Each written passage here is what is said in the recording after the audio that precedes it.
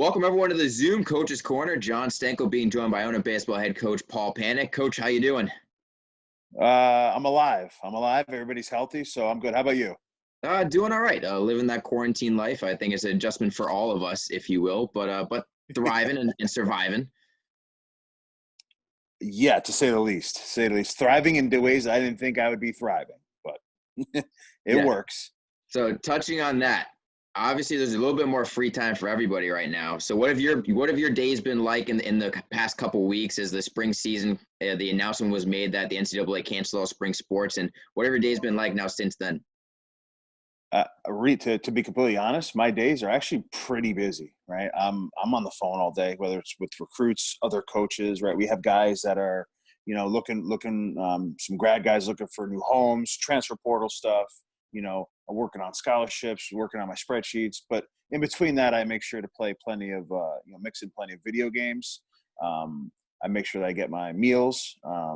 I've actually been cooking, which has been kind of crazy because in season you don't have time. You very rarely have stuff in the fridge, right? So I have more time to do that, do all those little homely type of things. But but no, actually, I'm actually been really really busy. My phone doesn't stop ringing. You know that. This is true. What's been the best meal that you've cooked thus far in quarantine that you're most proud of? Um, I'm a big breakfast guy, so I like doing omelets with and I make my own hash browns. So Oh, um, yep, nice shreds. You get a couple potatoes out, you peel them, shred them. Garlic salt, like a good crushed garlic salt, right? Where it's Wegmans, right? But the Buffalo Rochester group, they have it's like a garlic and salt grinder, right? So it comes out in nice chunks, a little crushed red pepper in it, a little bit of oil in the pan. You get it hot both sides and nice and crispy both sides. you are fancy. Uh, I'm semi-domesticated, partly domesticated. So this is a follow-up question. I don't even know if you know the answer to this, but if there was a top chef competition between all the Iona coaches, how do you think you'd place, or who do you think would win? I don't know. I feel like there are some crafty people that have some experience. Some of the older head coaches, some of the head coaches that maybe have kids, right? Some of them might have some experience. But I don't know. I don't. I feel like a Todd Plur won't cook. Pienta might cook. Like I'm just thinking down our hallway, right? Like I don't know if Lauren cooks, Katie, you know, um, you know, Pete. I think That's Pete a is the great answer. closet cook.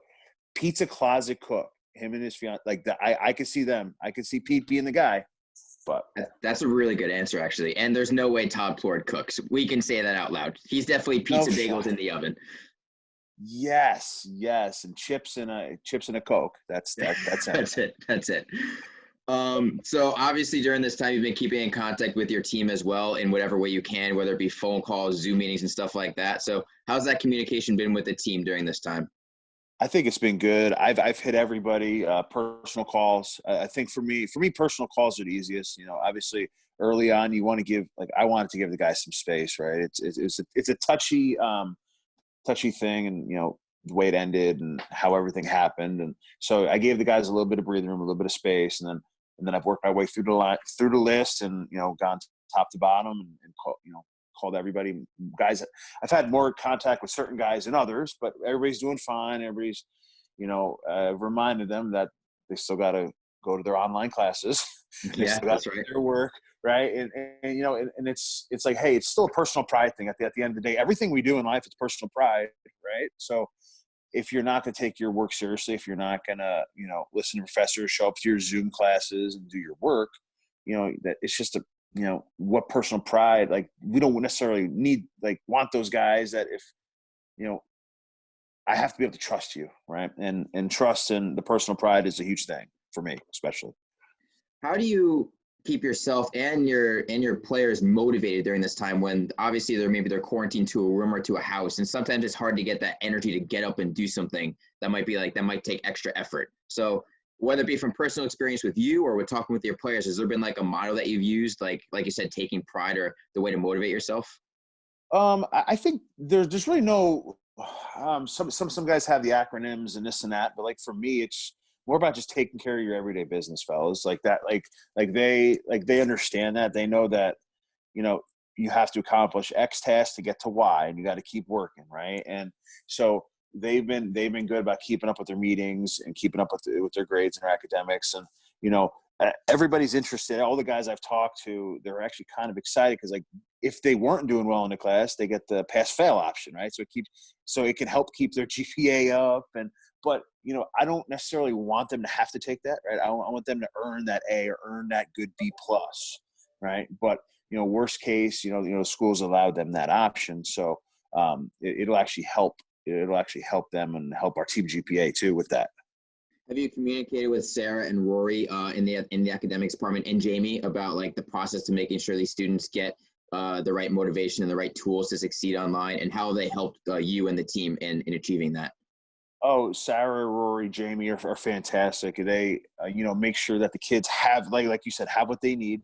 They have their weekly, the at-risk kids have their weekly Zoom meetings with Rory and Sarah. So they're keeping on top of them just like they would in person, right? Things don't, business, just because we're all in our own rooms and own places, business doesn't change in that regard, right? So, they're staying on top of the kids, and we got second round of progress reports out last Friday. So, it's just trying to stay on them.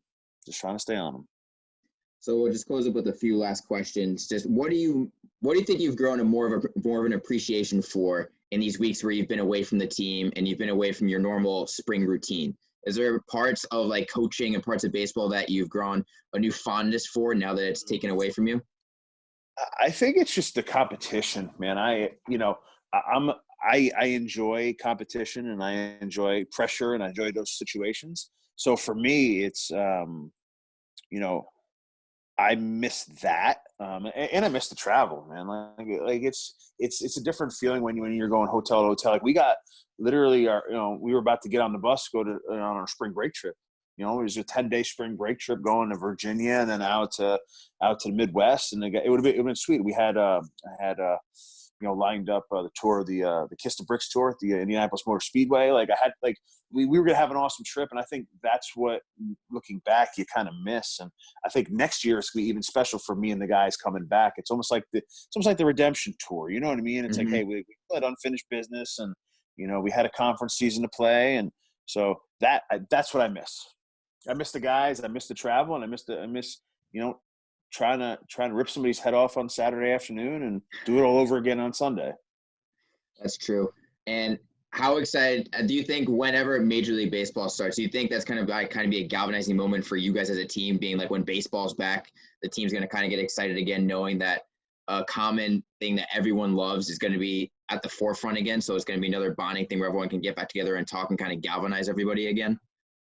I think so. I think it's be good for, because we have a lot of New York, we have a lot of Philly guys, right? And we have some Boston guys. So we have about 6 Boston guys, a bunch of Yankee guys and a bunch of Philly guys, right? So they're always talking smack. So it's always gonna be good for them to get back to that normal of, like, everybody's trashing Harper and then they're trashing this guy and they're back and forth. Kind of a little bit of hate and a little bit of friendly chatter in the locker room is always good. So hopefully they'll be able to kind of continue that. I think, once baseball gets back, it just depends on how it gets back, right? Are they going to play quarantined in empty stadiums, or are they going to wait until they can kind of get to the normal cities?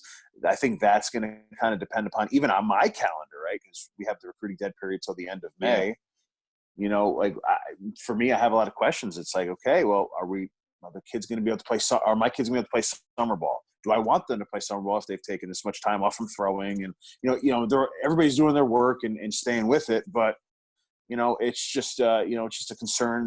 Then recruiting wise, well, what are we doing? Are we going to be able to go out and find the 21s? Is there going to be a summer season? And there's just a lot of unanswered questions. But to get back to normalcy, we need sports back. Whether it's I know President Trump met with the different sports and the owners and the commissioners and stuff. And as soon as we can get sports back, I think our lives can start to work their way back, right? And I also think that this time is a good opportunity for an ESPN or somebody like to control the market, like for Major League Baseball. Like let's just say they come back and they're playing quarantine games in Arizona June 15th, let's say. There's no reason why that shouldn't be on the major networks all day, every day, right? Because there's nothing else. because there's nothing else. There hockey, right? Basketball, is basketball going to even come back? Like, I doubt it at this point. But it's like, okay, so there might actually be a company that could use it and kind of start something. Now, I think it actually be kind of cool if like Showtime or HBO were to like have a game of the week or a couple games of the week, and they do the player earpiece and microphone deal, where they have 2 players on each team. All 4 of them can hear each other, and it's unedited, so it'd be on HBO Showtime, right? So if somebody wants to cuss out an ump, they can hear it. They hear everything, right? So you have your gameplay in the center of the screen, and then you have player on the same team, player that the camera that always follows them, and it's unedited, in game, no announcers, no nonsense, right? Like I actually love sometimes just turning it on mute and just watching the game for myself. Yeah. Now, I love my buddy Ryan Rucco. Like I listen to him all the time, and but there are some guys I just don't like listening to. So it's like, boom, I just put it on mute. So right there, if you play the game, and then you have the guys that you can watch, them follow, like one camera follows each guy. They could talk smack, they could talk nonsense, they could do whatever, right? And I think that would be a really cool inside look. I know they started doing that in the spring training games. I think it'd be cool if like an HBO or Showtime that could have that quote mature audience, right? Be able to have it unedited, and there you go. I think that would actually be kind of cool. That would definitely offer some insight into the game that many people don't know, whether it be them talking on first base with the first baseman if they're on first after a single and stuff like that. People that don't know the game don't anticipate the little conversations like that, and it can definitely shed some light. Right. Oh, 100%. Listen. I'm a traditionalist. Like I like the game the way it is, but I think little things like that could like spice it up, especially in this type of time where it's like, they're going to try to jam as many games as they can, doubleheaders, 7-inning games, 7-inning doubleheaders. And, I think this is a time for baseball to try some of those things, wiring up players. And, I don't necessarily believe in the robot umpires. I like the human element. There has to be a human element to me. But hey, if they want to try some things, I think that this is the season to try it, I guess. Yeah, it's the time for experimentation and get everything out there that you can, right? Get all the content that you can. 100%. Might as well. All right. Well, Coach, I really appreciate you taking the time to talk to me today. Best of luck with the Torrentine, and best of luck in your Call of Duty Warzone matches. I hope your KD ratios does okay.